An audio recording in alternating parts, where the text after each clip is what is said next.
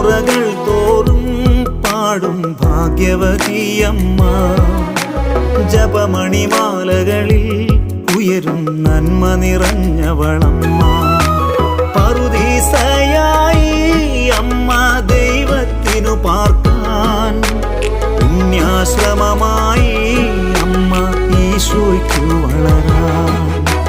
പറുദീസയായി അമ്മ ദൈവത്തിനു പാർക്കാൻ, പുണ്യാശ്രമമായി അമ്മ ഈശോയ്ക്കു വളരാൻ.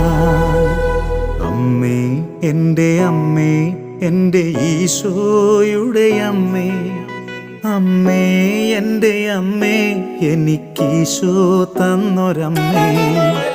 Ave Maria